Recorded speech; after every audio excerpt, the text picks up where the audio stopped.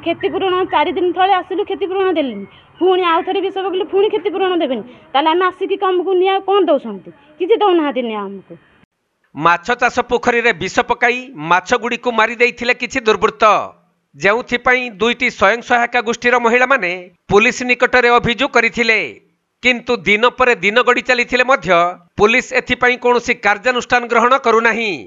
फलरे महिला माने शेषरे न्याय पाइबा पई उपजिल्लापालक द्वारस्थ होइछंती। सूचनायोग्य जे कटक जिला बांकी थाना अधीन थिबा गोपालपुर पंचायतर मां चर्चिका एवं मां संतोषी स्वयं सहायता गोष्ठीर महिला माने मिशन शक्ति ऋण करी स्वावलंबी हेबा पई रहणिया पोखरी और डुहुडुहा नईर नालकू निलामरे नेई माछ चाष करिथिले हेले पूर्व शत्रुता कारणरू किछि असामाजिक व्यक्ति माने सही दुईटी स्थान रे विष पकाई क्विंटाल क्विंटाल माछ मारी देइथिले जहाकु नेई महिला माने क्षतिपूरण दाबी करी बांकी पुलिस रो द्वारस्थ होइथिले मध्य पुलिस एहार कोनोसी कार्यानुष्ठान नेउनाहांती एपरिकी पुणी थरे सही असामाजिक व्यक्ति माने पोखरी एवं नदीर नाଳରେ विष पकाइथिबार अभियोग करी महिला माने उपजिल्लापालक द्वारस्थ होई दाबीपत्र देबा सहित न्याय प्रदान करिबा पई गुहारी करिसंती। आम पोखरी नाम नहीं किसी लोक आमको विष पकई देकी पोखरी की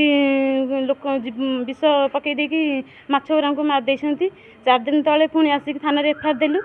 से किसी अभियोग आमको कहलेनी किसी पुणी आहरी पोखरी रे विष पकई पुणी से आम दुआर को आसु किसी उत्तर करना किसी न्याय मिलूनी जो मैंने हूँ विष पकई से भी किसी करना आम आम आशा करूँ आम 5 नुआटी हेले कि माछ एका चाष भल होता भी से विष पकई दी सारे आम कहीं चलू कहीं रही एपाई न्याय देवे कि देवेनि आम न्याय चाहूँ आम क्षतिपूरण सब दरकार क्षतिपूरण 4 दिन तले आसिलु क्षतिपूरण देलेनि पुणी आउ थे विष पकड़े पुणी क्षतिपूरण देवेनि ताले आम आसिक आमको निया कौन दौरान किसी दौना निया आमको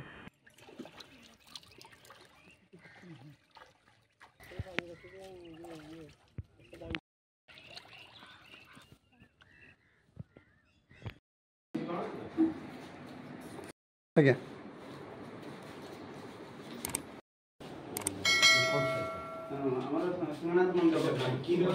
कटक जिला प्रतिनिधि राजेश कुमार साहू रिपोर्ट कोणार्क लाइव।